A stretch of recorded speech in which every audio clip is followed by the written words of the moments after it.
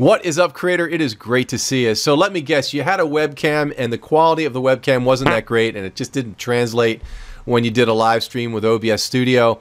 And so you trashed that idea and went out and purchased a quality camera. And now you need to convert the HDMI signal into USB so that you can get a solid picture for live streaming.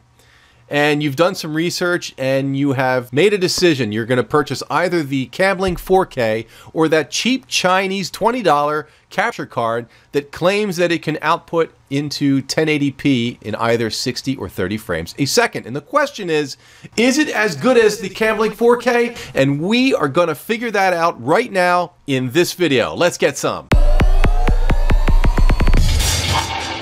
Electrify your online presence with live streaming.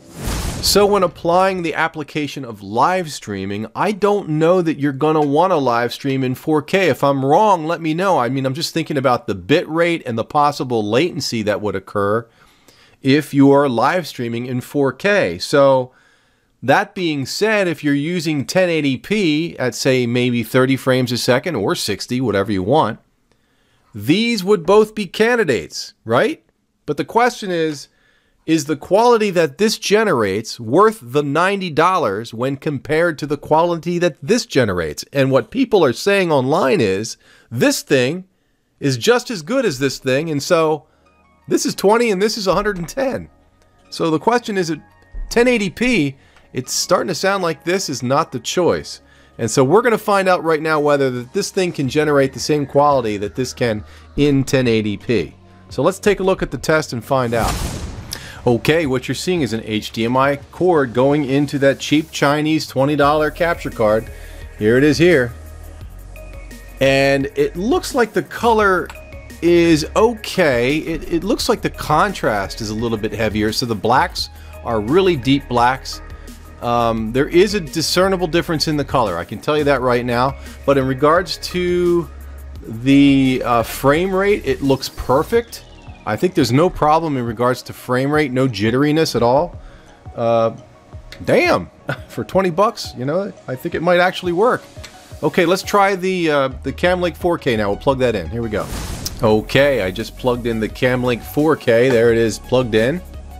It's coming directly from my camera into the computer and being recorded on Camtasia. Obviously the color, in my opinion, is much better. It's not as stark, there's not as much boost in contrast. The colors seem to have to be a little bit more accurate, and I don't know, I think it's better. I really do think it's better. I can tell you that the Camlink does get hot after a while because, you know, there's electricity pulsating through this thing, and it does get kind of warm the longer you leave it in, and I'm sure that also happens with the cheap one as well. In fact, the body is made out of metal, which is kind of nice, so it probably handle that heat a little bit better.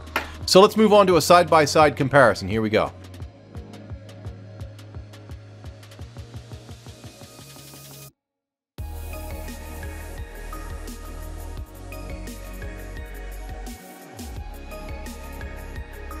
So what is the takeaway? Which one is better? Obviously, I think the Camlink 4K is better, and just in regards to color management, this one is a little bit funky in that respect, but this could be modified in OBS Studio, so if you're on a low budget and you don't mind adjusting the color with a filter in OBS, this is the way to go. If you've got some money, buy this one. It's almost like a no worries kind of scenario. That's my call on this. I'd love to hear what you think about this card. If you use it, let us know in comments. Everyone would learn from your thoughts and ideas on it. Let us know. If you want to watch a video that explains what I use in a video, click this link right here. I go over my microphone, my camera that I use, and the software that I use. I will see you over there. Best wishes, stay strong, and keep fighting.